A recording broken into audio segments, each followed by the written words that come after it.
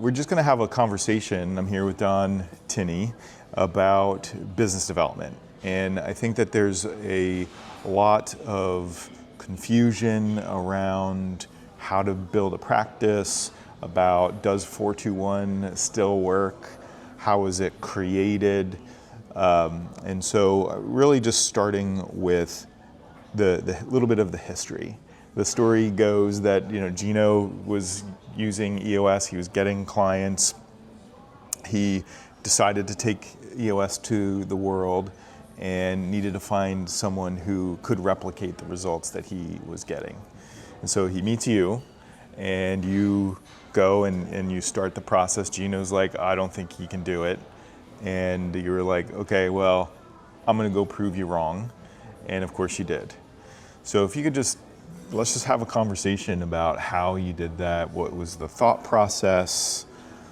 What was it like? What worked? What didn't work?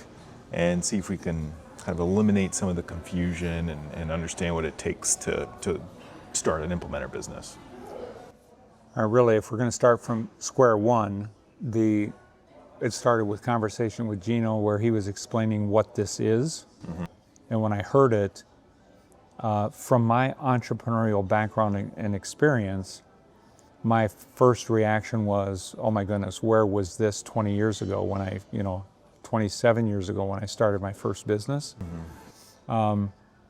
So falling in love with what this is the first step. If I have no passion for it, no excitement for it, then I'm not going to be able to go promote it or share any of that excitement with somebody else. And so it started there. And obviously we're starting from a place where I'd already been an entrepreneur for 27 years. So I'd lived in that world. I had a lot of empathy for what entrepreneurial business owners feel all the time and the kinds of things that they're faced with every day, with people calling them and trying to get their time and break into their day.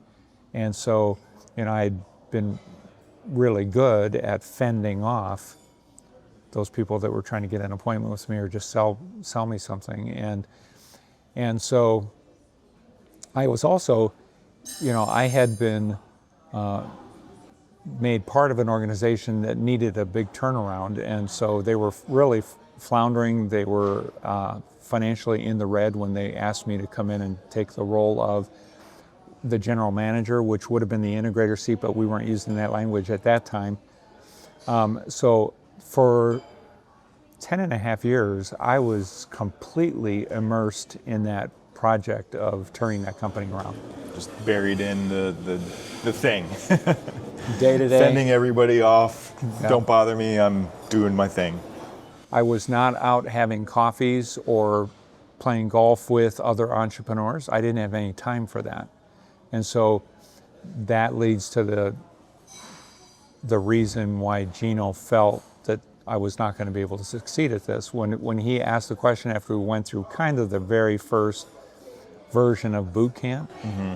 It was him and me, and he was just laying it all out. And so we get to the point in the boot camp where he's saying, well, how many warm leads do you have right now? And I think I might have said 3. Yeah.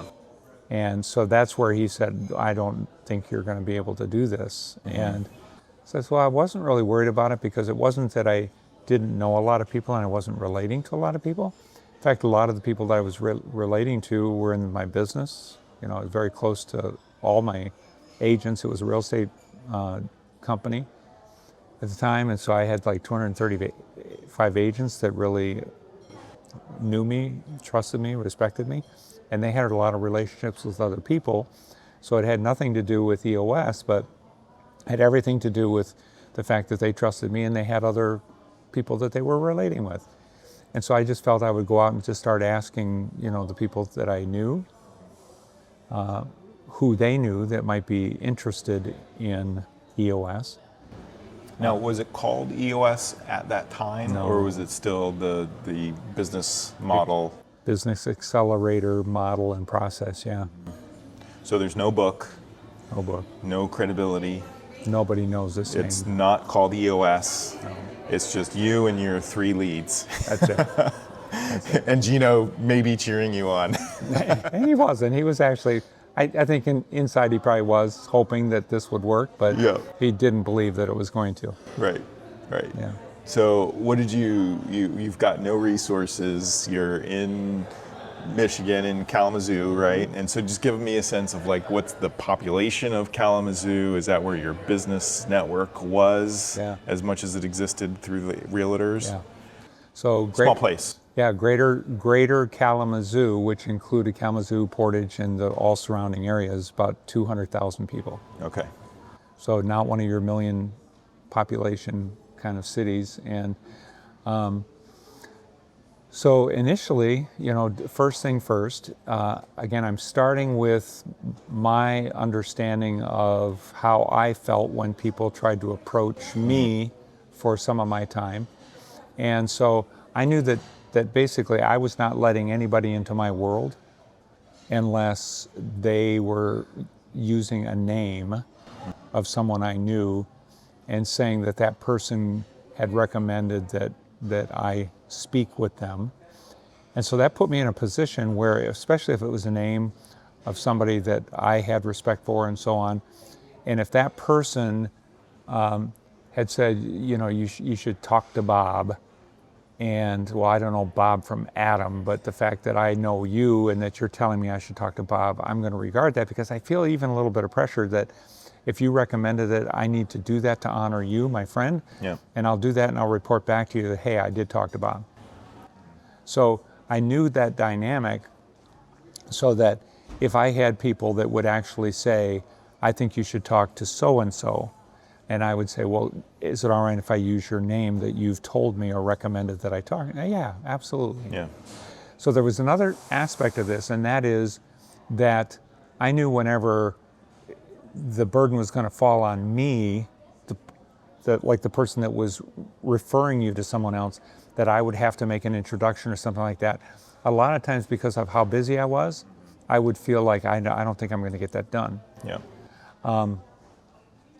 Unless it was something that while I'm sitting with you, let's call up so-and-so right now, and I'm just saying, hey, I'm sitting here talking to Mark, and I think you should talk to Mark. So I'm going to actually have Mark get a hold of you. And so if you're gonna do that, have it be live and dynamic, and have Don call Sue and say, Mark, Sue, I'm introducing you, I'm connecting you so that Mark can get and talk to you. Right. If you don't make it super easy, that in the moment they do it, they get it done, it's done, the connection is done, now they can go back to work. Right. And they're happy. Right. And even if they understand now that they're part of the connection, sometimes very often they're really interested in, tell me what happened when you and Sue got together. Mm-hmm. What's the follow-up on that? I'd love to know. Right. Everything that I'm describing is very relational. Yeah. And it's more full of passion for what we're doing. And one last thing too. So the person that's going to introduce me to their friend, I wanted to make sure that they understood VTH. Mm-hmm. So this, me learning exactly what I do that impacts entrepreneurs in such a positive way. My friend who is going to share names of their friend group with me and even maybe make the introduction for me, that friend needs to be able to really get their head around what it is I'm going to do. Right. Because they're putting their reputation on the line. Absolutely. They're advocating for you, and so to me it would be only doing the right thing to make sure that they understand what precisely they're advocating for. Yeah. And can you talk a little bit about VTH generally speaking? What was the history of that? Why does it matter? And how did you have those conversations? So a little bit about the history of VTH, mm-hmm. and how you used it and continue to use it now. Gino had the first version of VTH ever crafted. Mm-hmm. So I heard the first VTH from him. And so over time, then I just kind of worked on it, crafted it, getting just the right words in there that I thought would have the greatest impact to the person hearing it. Yep. And so I even, at one point, after we'd been using it for a while, when Jim Coyle was on board and stuff like that, Jim and I actually sat down and we obsessed about trying to get VTH just right, with all the right words. But at the beginning, it was Gino's words. I worked on kind of having them become his message, but using it, saying it the way I felt was very comfortable without losing any of the important impact. So certain words like I help entrepreneurial leadership teams get the most out of their business by implementing a complete, proven system with a set of simple, practical tools to help them enjoy 3 things that we call vision, traction, healthy. So getting each of those words right in the right place, spoken with the right emphasis, complete, proven. And then sometimes even if I'm sharing this with someone that's a friend that's just going to recommend somebody to me, I want to make sure that they understand what proven means. Proven means that, this has been done with a lot of entrepreneurial companies, and we're not practicing with this. We're not trying to develop something. This is actually proven that it works. Right. So in delivering VTH, you're saying, so the history around it, I actually, probably like so many implementers out there, when Gino first delivered it to me, I kind of first of all said, do I really need to do that? And then I kind of went and floundered a bit when I wasn't doing it and realizing my results were very low on the return. That caused me to then get really serious about memorizing it, saying it over and over again. I even practiced trying to see if I could deliver it in the elevator from like at the Westin in Detroit. I tried to deliver it from the ground floor up to the top. Yep. And so, which had to look funny from the glass elevators from the outside. Right. But a little fishbowl there. But so then we got to the point where we realized that every word in that message was so important, and Nate Wolfson, got up in front of the whole QC and delivered it, and that was a game changer because a lot of people then started to see how serious it was to have VTH down cold. And VTH is one of those things that when you're learning it and you don't have any clients yet, you have to fake it until you make it. Okay? I can't speak of all the arrows, all the human energy going in one direction, meaningful direction, your team doing things right the first time and executing with mastery, having those kinds of things.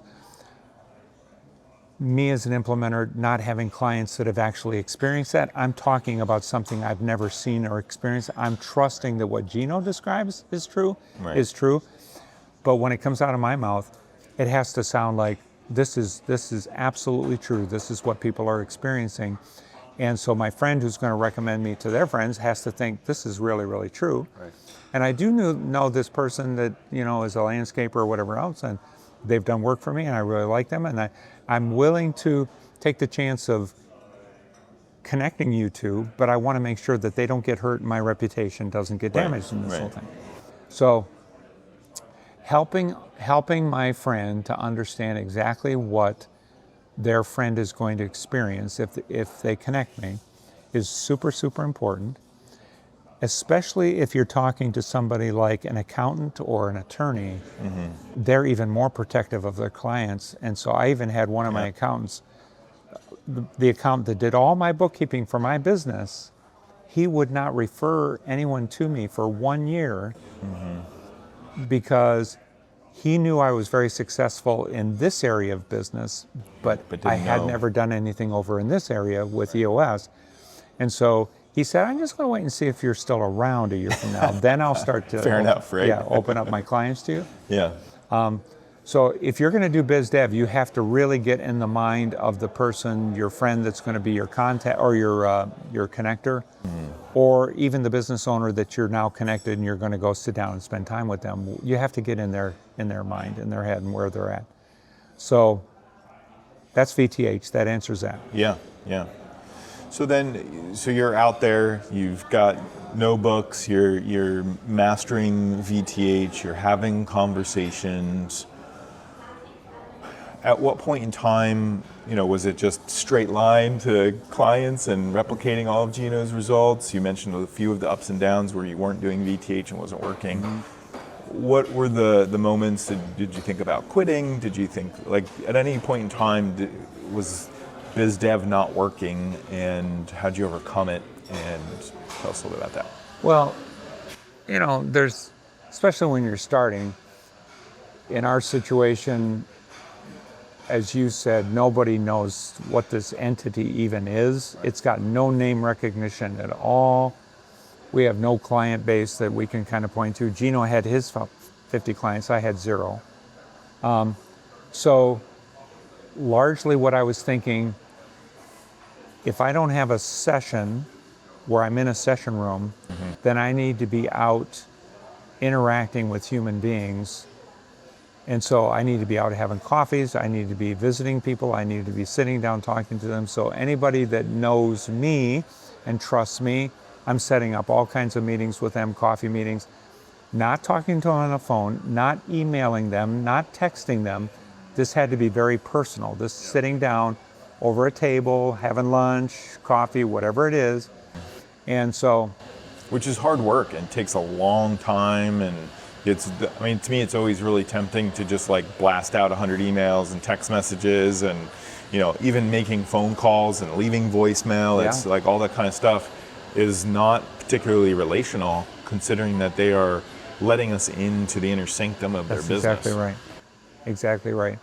And I'm so glad you said that too, because if I'm not in a session room with a client working, then I need to be out working to actually create and build the relationships that turn into connectors and clients.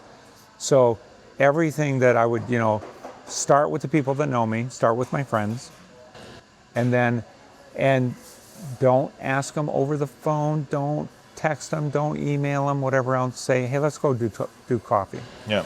Or you're at an event where you normally are with your friends there, and in that, if it doesn't wreck the atmosphere of the event that you're in, because if they're at a party, a birthday party or something like that with family and everything else, you don't bring this up in the middle of something else. Right. So there's consideration for timing and everything else.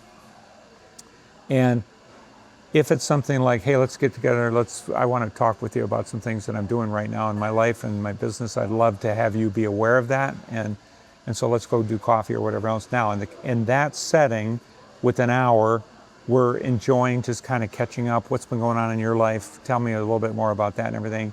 And so in there, especially if you've listened to them for 30 minutes, tell myself everything that's going on in their life, that's great. Now, typically they will turn and say, tell me what's going on in your life. Mm-hmm. Well, I just started a new business. Yep. Okay. So, and even if they show that they're interested, that's really nice, because that's saying they are engaging, they're finding out more. And so I give them everything that they want, so that they have all the tools that they need, all the information they need to now decide if they're going to pass me along to some of their friends. Mm-hmm.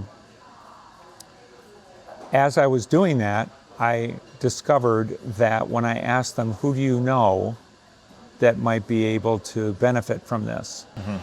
A lot of times they can't just think of off the top of their head.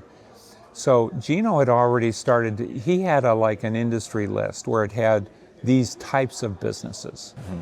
And so I would use that list, I would put that in front of him. So in these kinds of businesses, do you have any business that you know, and the owner and stuff that you have a relationship with? And so that was helpful, because I would ask, who do you know? And they would go blank. Right. With this, they would look at the list and they say, well, I do have, the guy, I've got a car mechanic that owns a body shop or whatever it is. And so, yeah, I do know that person. And so then I would wind up getting a lead. I'd get a name or something. Something to start with. Something to start with. And we'll talk about then how to get them set up and prepared to help me. But I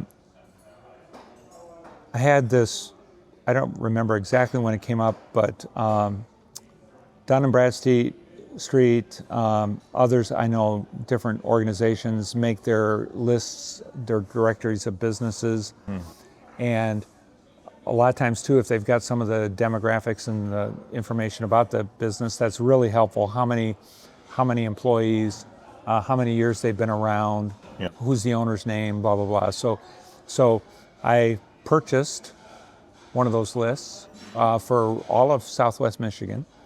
And I can't remember, there's over 2,000 names on the list. And so I went down through that. That's way too much. I can't put 2,000 names in front of my friend. Right. So I went through and I handpicked out of that 2,000, I had like my top 200. And these were all companies that I felt would probably really fit as good clients. And so when it came time, after I explained using VTH and everything, what I do to help companies, and they're showing interest. I didn't put them to sleep. They're showing interest. And so I say, well, if you would do me one last favor, it's like I have a list of businesses just in this area. And if you could look at the list and just mark any of them that you know the owner personally, or you've done business with them or something like that. What was a game changer was I would now have, they'd give me 3, they'd give me 4, they'd give me 7. I think my best was 12. Wow.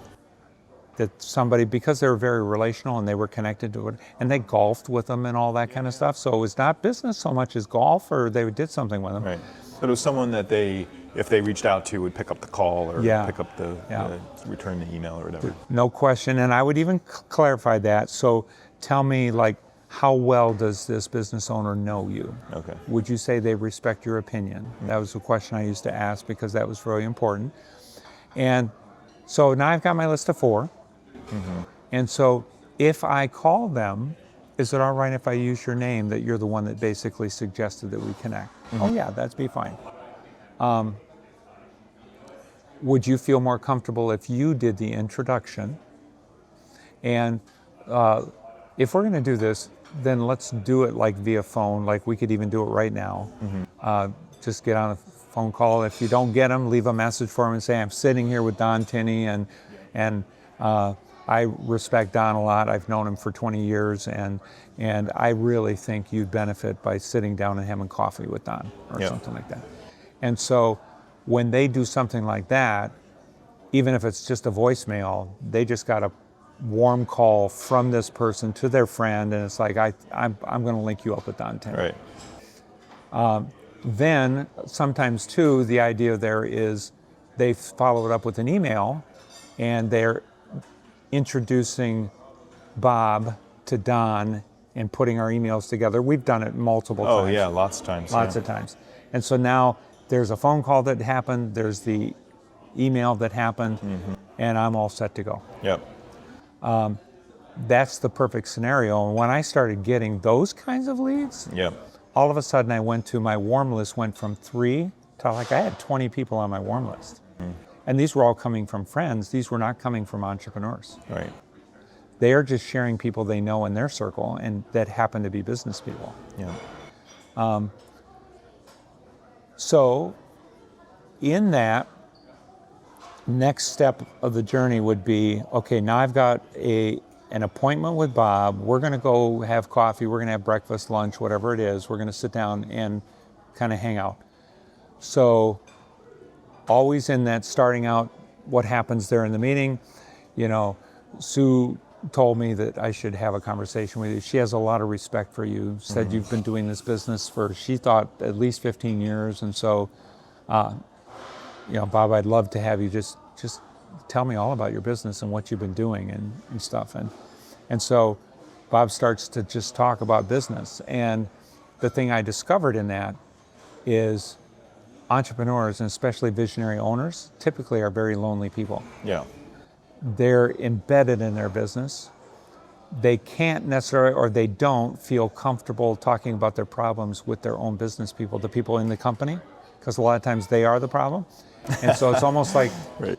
they've got me sitting down with them, and I'm showing interest in them and their business, and they will start just dumping out Everything. Yep. And which all of a sudden is now there, you can see there's this dialogue going where, but they're doing almost all the talking, just sharing with me. And when I open my mouth, I'm just saying, Bob, tell me what that was like. That had to be really hard. How many people did you lose? Right. Explain. So and then sometimes they'll interrupt and say, Don, tell me more about you. No, this is all about you. I told you, I want to learn about your company. Yeah. And, I remember Gino had told me something about Dan Sullivan saying, these, if you're going to grow your business, go out and talk to 10 people and let them do all the talking for an hour, and then you watch, because they'll feel like indebted to you, or they'll feel like, that was so nice of you. Reciprocity starts to take over. Yeah, and so nice of you to give me an hour of time just to let me dump on about my business. Mm-hmm.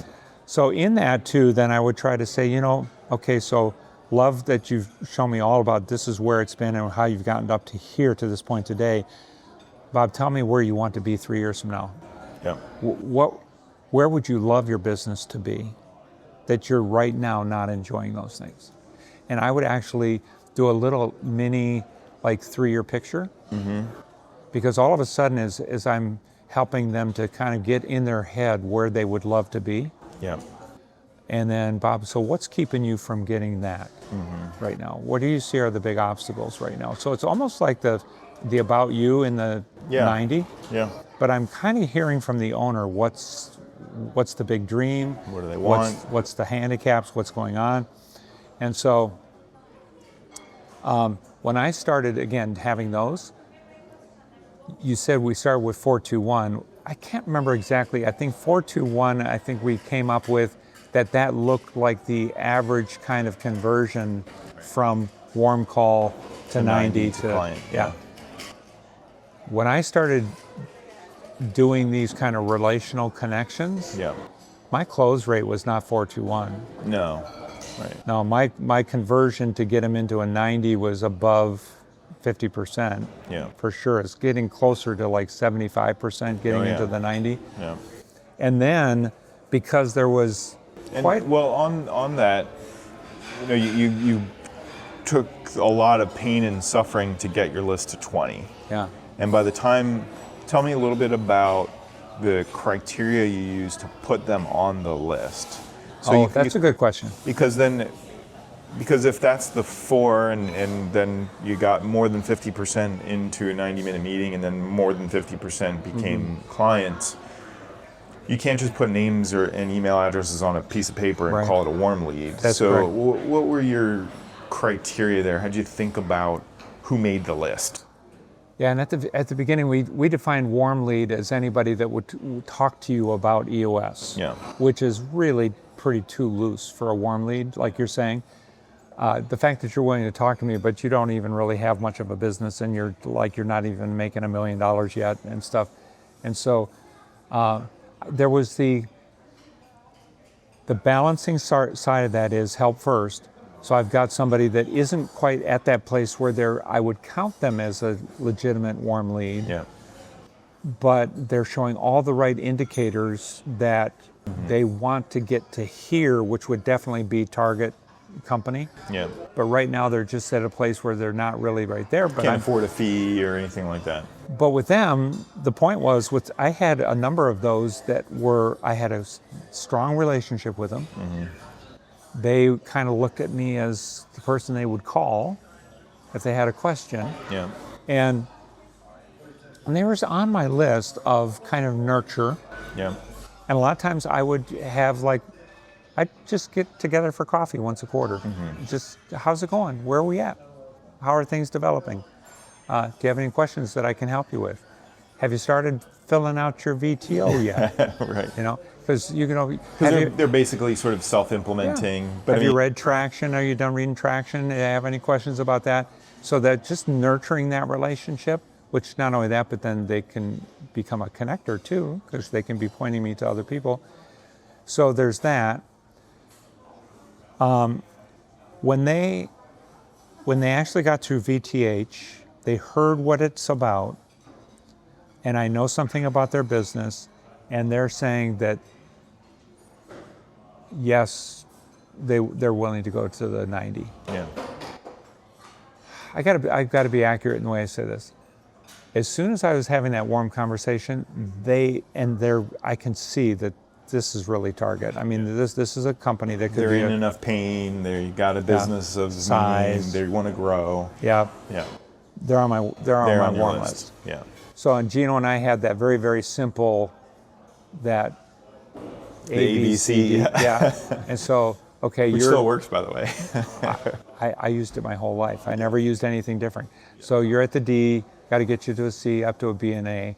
And so you're at my warm leads, you're a D, okay? And so as soon as I've done the warm script delivery and they've said yes to the 90, and I got very good at the wording on that, of the closing that down. If any of this resonated with you, Yeah. I would love to give you and your team 90 minutes of my time, absolutely no cost to you. It's just us getting together so that they can see what VTH would look like for them.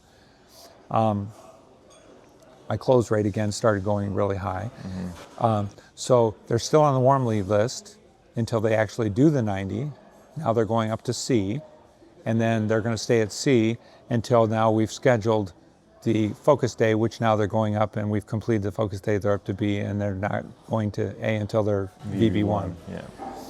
Well, now, was that because people would drop off after focus day to VB1 and there was some level of attrition there? There was initially, because probably like every implementer, you want to get some reps in. Right. And you've said yes to someone that you're actually maybe Probably thinking this did it doesn't right. the best fit. Right. And even then, if I'm being really honest, I didn't tell them at first that they're probably not a great fit. Yeah. I just wanted the reps. Right. And so I did. And you never know. I mean, your judgment's imperfect Yeah. when it comes to that. So I had the experiences where, they cancel between focus day and VB1 because they don't have enough money or whatever it is. Right. So the things that I suspected could be problems, they were problems, and it didn't happen. But I still got the focus day. I still did the 90, and so Yeah. I got some experience.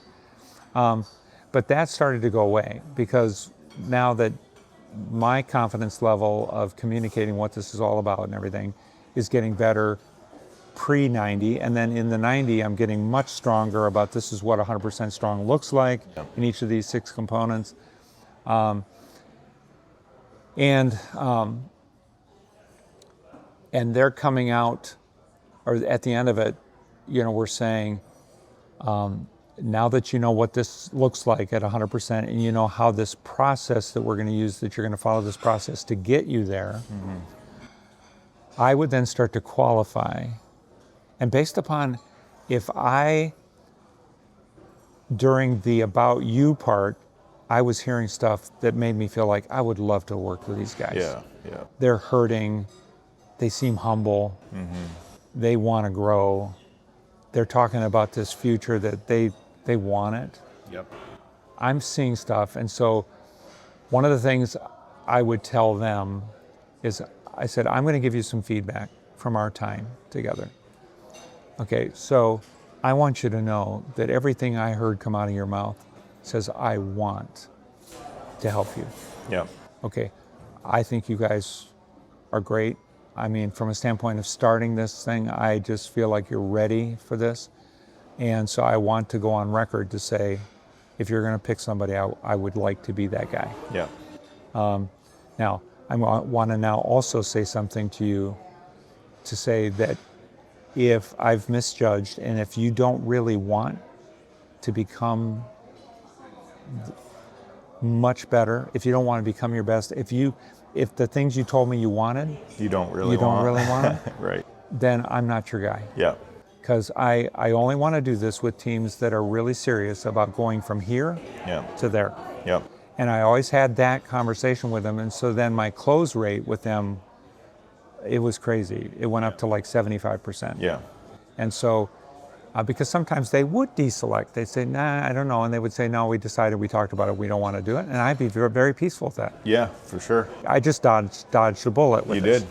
Yeah. Well, and on that note, when you think about these clients who don't really want what they say they want, if you are to force yourself in the room and you use all the sales tactics in the world with objections handling, and you're going to get a little slick with it, you might be able to close them, but now they're your client. Yeah. And to me, that there's a danger in that, because now you've got a client who probably won't perform. Yeah. And your name is tied to a client who won't do the work, Yeah. who won't get results using EOS, and you're not going to get referrals, you're not going to get what you want as a result of kind of forcing yourself into those rooms. I think it's a dangerous thing that's tempting because you get a check. See, I'm so glad you added that. I'm so glad you added that, because that was the reason I started putting the caveats in the 90. Yeah. I had a couple experiences like that. And so now they are out there talking about EOS as a negative thing. Yeah. And no, they were a bad fit. Yeah. And so that's where there was a point where I had, I think, 2 like that. And I just made the decision, I'm not doing this anymore. It's not worth the pain of it. Right. And so that's where, and I can't remember what that was, probably within the first 2 years, where you've had a couple of experiences like that.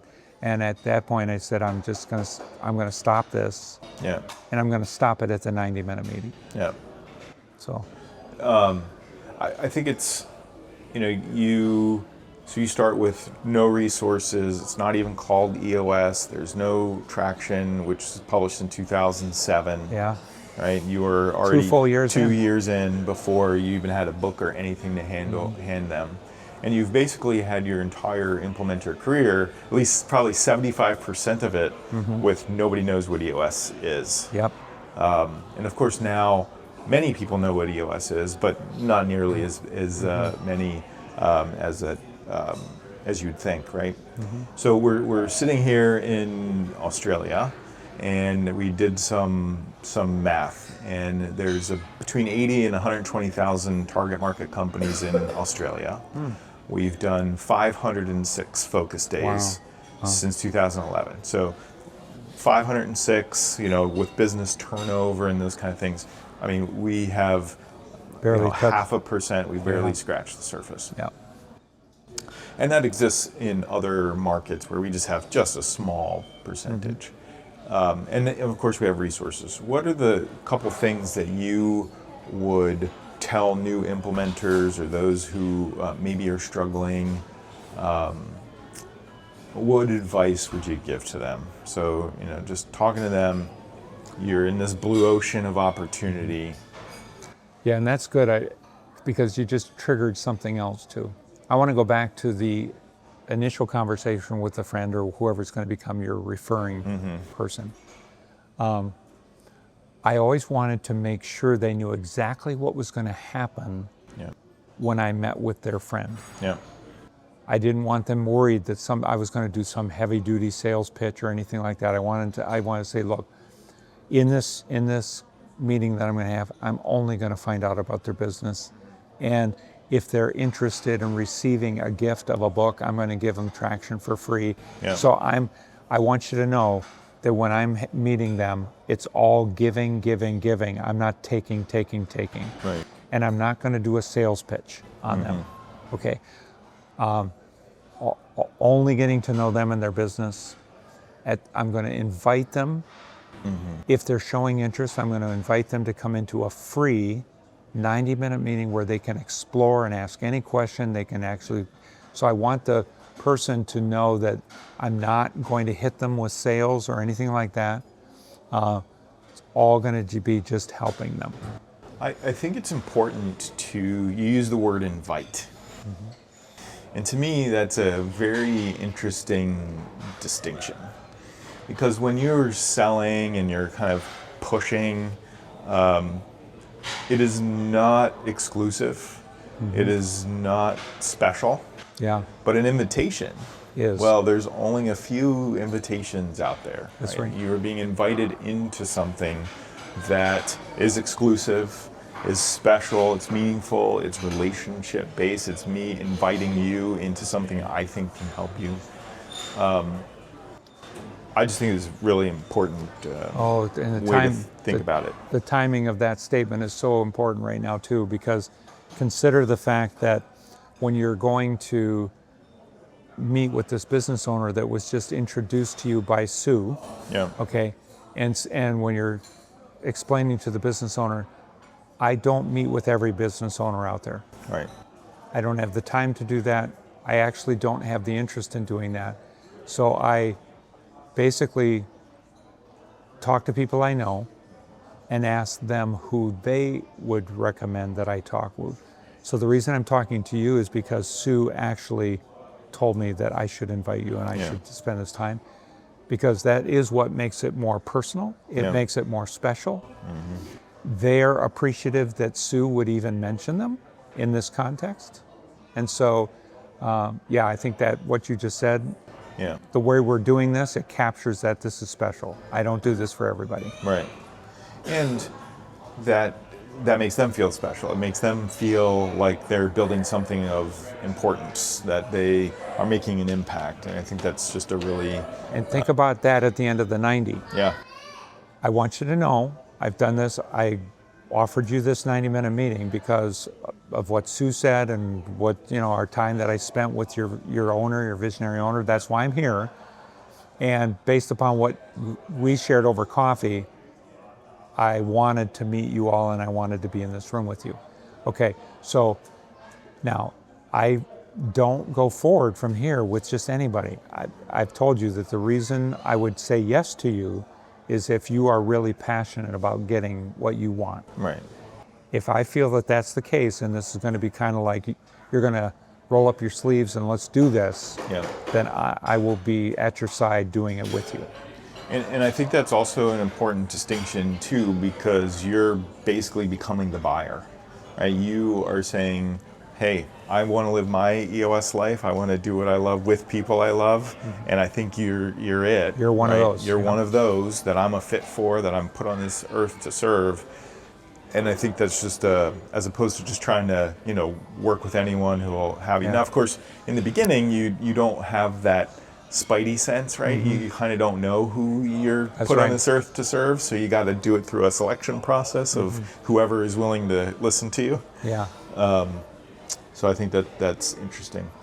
There is that thing though, that spidey sense. Let's talk about that just for a second, because in the About You section of the 90, and then even in the balance of when you're walking them through the model and the process and you're watching their body language and everything else, you're seeing them either, or you're seeing them kind of leaning forward and kind of getting into it. Yeah. So especially when you get to where you've got 10 clients, you've got 15 clients, your calendar's starting to fill up. Yeah. Now you're going to be much more selective. Oh yeah. You're watching to make sure that you're seeing all those right signals. And then it really sets you apart from every other salesperson. Right. When you're saying that I'm not doing a sale on you, I'm trying to see if there's a good fit. Right. Because we're going to be working together for the next 2 years. Yeah. I want you to feel very comfortable that I'm, the guy you want to work with for the next 2 years. That trust relationship. I mean, you're going to hear all the stuff. Yeah. And I want to feel really good that I feel that I can be the guy in the room that you need me to be. And so this is that moment at the end of a 90 where let's just be real and honest with each other. Right. Right. So, thinking about new implementers, what advice do you have to them? What is your passionate plea for them in terms of their mindset, their activity, their discipline, to build a practice that works? Okay, so the first thing we saw is this is 100% relational. This is not transactional. This is not sales stuff. This is you going out and building relationships, because the only reason your business isn't where it needs to be is you don't have enough relationships. Yeah. You need to be 100% focused on building relationships that are going to last, that are going to be rich relationships, and you don't need that many of them. Yeah. You could have 20 really great connectors and be busy for the rest of your life. Yeah, for sure. So you need to be really good at building those foundational relationships that get your business to where you want it to be, and then keeps it there for the rest of your time. Yeah. Okay, so relational first. The next part of it is help first, help first, help first, help first, help first, help first. Always help first. It's like in all interactions, it's all about them. So whenever you're in the room with them, they're doing most of the talking, you're just doing most of the asking. Yeah. You're not only helping yourself to get clarity about what's going on, but you're helping them to get clear about what they're wanting and how they're going to go forward. So it's all help first, them talking 90%, you're talking 10%, and mostly asking the right questions. Yeah. So that's in biz dev, and everything that follows, it's you just leading them along. Yeah. When they feel that every time they're with you, it's all about them and you helping them to get clear about what that is and find out how to get there, Yeah.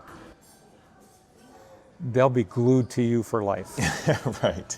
Even when it's time for them to go to the next level, which is them taking it on themselves and implementing for it. Yeah. Or if they're saying, I don't want to implement because I don't want to wear the two hats in the room.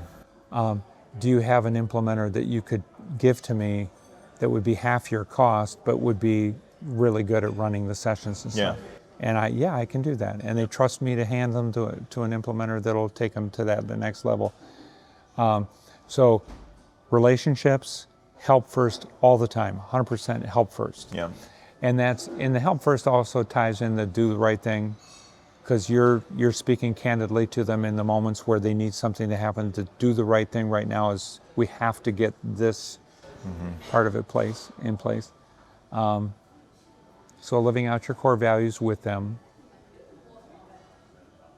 And I'm trying to think if there's anything beyond that in the biz dev context. I'm not sure that. So you and I were having a conversation earlier, and in this conversation, you started out with no resources, as did Gino, and the first few implementers also started out with nothing.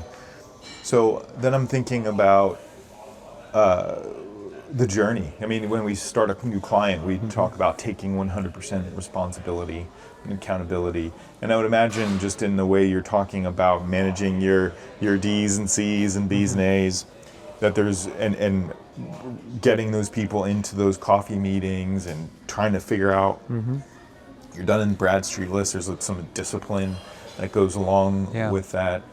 I mean, really, and you can chime in here, it seems to me it's more about taking 100% accountability and responsibility, that you are truly growing an organization and no one's coming to save you. Yeah, no, that's really good. That's really good, because you're right. Back at the point in time when I started, there was Gino and me. Yeah. Gino was busy.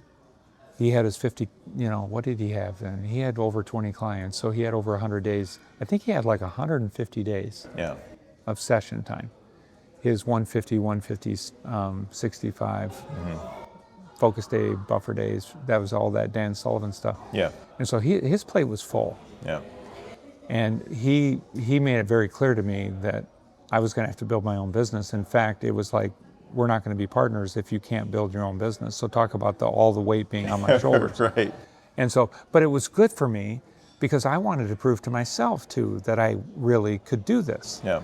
So it wasn't like scary to me. It was like, for me to know that this is the right path for me to be on, I need to know that I can do this. And so I think anybody that comes into this that doesn't realize that they own their own future and nobody else does, nobody's going to do this for you. You have to want it and you have to go do it. And you have to prove that you have the GWC. You get it. You want to have the capacity to do it. You're skilled and you can do these things. Yeah. And so, I think that's. And so, when I would get up on any day, and I didn't have a session, I would just say, okay, so what am I going to do today to go build relationships? Because I need more relationships. And so it's always ended up with, again, talking to people I knew. Yeah. And then things start to transpire where you're in certain environments where you're meeting people that you don't know, they weren't referred to you, but you're in this common environment where they're at a meeting or they're someplace with you, and that gives you a little bit of common ground to stand on. Yeah.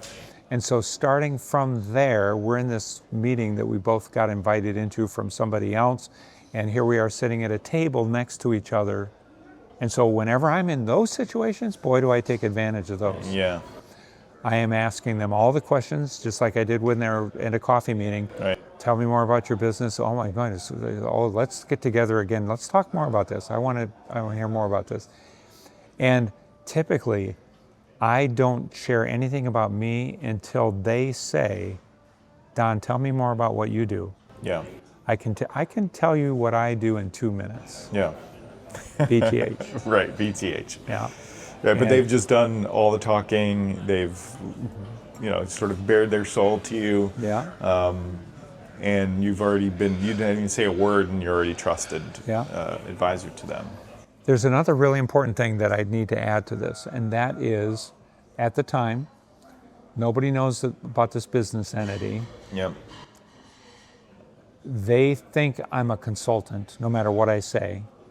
They think, because that's their only frame of reference. You're a consultant, a business advisor. You're somebody that comes in and tells me what to do with my business. No, I'm not that. Okay, but I want you also to know too that I'm a new implementer.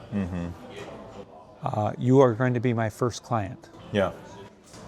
Or even until you have 5. You're not even credible until you have at least 5. Right. Because it's kind of a tough thing to overcome, even in your storytelling. And if you haven't been in a company running on EOS, or you are just starting and you're making that transition, I always like kind of think about storytelling. The best stories are not the ones that are told; they're the ones that are remembered. Yeah. And if you haven't had that experience with EOS, you're not telling a particularly good story because it's just being told. It is not remembered. Yeah. And I think it's an interesting distinction, but it's sorry, go ahead. No, but you're really right. It's in those moments until you have your 5th client. Yeah. Because when they ask you that painful question of, well, who have you else? worked with? Yeah. Nobody. You're going to be my first. Even if you have one more, it's like, well, there's this other business. Well, now you've only got 2. Until you get to where you've got more than 3. Well, I've worked with this business, this business, this business, this business. I mean, by the time you get to number 4, they say, okay, you've proven that you're not a brand newbie. Right. So once you get to that 5, it seems like that question seems to kind of be less important, especially, well, I've worked with this company, Bob over there at this company. That settles that issue. So my question, or when I say, I want you to know this, but you need to know this about me. I obsess about this. I'm not doing this with these other things. Yeah. This is all I do. All I do all day. 100%. Yeah. This is it. I've really taken the time to get trained in this. And so I have been thoroughly trained. I've been through boot camp. It's not just base camp, because now we can say those things. We've got base camp, because some of them have maybe even tasted of base camp. I've been thoroughly through every inch of base camp. Yeah. And I've been to boot camp, and I have an entire support system behind me, and and I've invested deeply into this, because it took a financial investment for me to actually, get into this. Now, back at the time, though, I only had Gino as the only other implementer in the world. Right. And so I would tell him, if you are interested in this, there's 2 people that can do this, myself and Gino. Gino's plate is probably pretty full, and if you could pick Gino, you'd have to drive to him, because he's not going to come to you. That's where he's at right now. So if we're going to do this, I want you to know that I'm 100% vested in being the best I can be for you. You're also going to pay me, or you're going to pay me less than what Gino is charging. Yep. So there's a benefit of me being newer, because you're going to get me at a lower price than Gino. And so last thing though too is, this is guaranteed. If I come in and you don't like what you've experienced, you pay nothing, period. Right. Those 3 things kind of, there's others that are out there, you could pick those. Right now, if you pick me, you're getting a lower fee. Yeah. but without any of the less discipline or whatever else, or passion for this, you're going to get 100% from me and then some. And the last thing is that if you are not satisfied, you pay nothing. Right. Which is sort of the ultimate objection handling. Yeah. Like, if it doesn't work for you, just don't pay me. And I had 100% Yeah. pick me Right. after they knew those things. Right. Right. Which So is great. I think that really covers my entire biz dev, how did I do it? Yeah. I think you've asked all the right questions, because Anything else you want to give to we've heard the implementers thing that struggling? the other thing that happens is you get yourself now, all of a sudden you are in the session room more, Yeah. and then you're not building the relationships. So it's not that I went out to build more relationships so much, I became much more proficient at the end of a session, and particularly a really good session where they all felt like, man, we crushed it today. Yeah. I never let that situation pass without saying, guys, this was an amazing session today. Yeah. I applaud you guys. You did the best work I've seen. This is fantastic. Yeah. And so it begs the question right now, because do you know, like any of your suppliers or any of the people that do maintenance work for you or whatever, do you have any company that you're dealing with right now where when you see something goes wrong, Yeah. where you think maybe they should be running on EOS? Right. And so if you have those, you know how things started with me. If you introduce me, we're going to start the same way. I'm going to get to know them. I'm going to just start trying to help them and stuff like that. Right. So if right now, if you're thinking about someone, would you just right now just take a piece of paper and write it down? Just write down their name. And then after we're done with the session, just let's get together and we'll talk about how we can maybe help that person. Yeah. So it doesn't take up any time during the session. Yeah. Just to say, let's write the name down and let's talk afterwards. Yeah. And so then I started to get really better at just getting the leads coming out of the sessions. Yeah. One of the things I see, it's been building over the years, but it's really kind of reached a crescendo right now, and that is that I think all the other business entities out there that deal with our same audience of entrepreneurial leadership teams, they're seeing us as their way in to that market area. Yeah. And so Leveraging the relationship. yeah, they see that trust relationship that we have with our clients, and they're basically wanting to get to that audience, and they want to use us to get there. And so unfortunately what they're doing is they're making it sound like you need to be certified or qualified in my discipline or whatever I'm doing so that you can offer that as well. And you can go in there and basically deliver the same thing. So while you're in there, why don't you just add this little thing into it? And so, obviously there's a whole bunch of different entities out there. Colby, not looking at any of these in a disparaging way. There are some very valuable services that are out there. Yep. The danger is that the implementer would ever believe that they should take any of their focus off of EOS implementation and put some of that focus on these other things, because what will happen is you can't focus on multiple things and have it still work. Yeah. There's the principle that if I'm focusing 20% of my time over here doing this, what really happens is it's not really 20%. You've actually lost some of your efficiency, your ability to deliver. So you're saying 20% focus over here. Well, it's actually taking you 25% or 27% of your time to deliver that 20, which means that now this over here, what you were hoping was 80% of your time still with EOS implementation. Well, it's not. No. It's actually probably more like 73%, but because you're distracted with these people over here are actually getting about 65% of you. And there's real financial impact on that too, because what you thought you were doing to increase your financial reserves and return, it's actually diminishing it. Right. So if I'd have kept my focus 100% on this, building the relationships within just delivering EOS, I could do 15 sessions and still make 600 and some $1,000, which is unbelievable. Yeah, 15 clients, yeah. Yeah, 15 clients. I've said that wrong. Yeah. Yeah, 75 sessions, 15 clients, whatever else, and an incredibly balanced life and making over $600,000. Right. How many people can do that? Okay, so now you've got the balanced life of the EOS life and having enough time to pursue the other passions. Relationships are stronger because you're not trying to do everything for everybody. Yep. So all the relationships in your life are a lot stronger.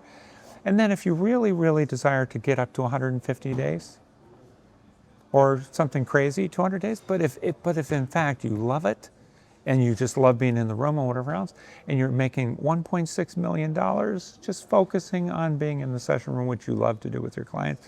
Now you love what you do, you're being compensated galore. So my passionate plea to all EOS implementers is just say no. Yeah. When you're being tempted by somebody who actually is not thinking about your best interest, they're thinking about their best interest, trying to use you to get to our clients with their product or service, just say no. No. Let them do their own biz dev without you being their biz dev engine for them. Yeah. Don't get sucked into that path. Don't let them do that to you. You had to grow your business using your own biz dev and doing that. Let them do that with their own business. And in fact, that will even prove whether their business is worth what they're thinking it's worth. Because if they can't even grow it with their own biz dev and whatever, and have it be accepted by our clients on its own merit, our clients shouldn't be accepting it based upon our support of it, when in fact we should not be doing that. Right. So that's my 2 cents. Really good. Well, That's it. I appreciate it. Yeah, thank you. Yeah.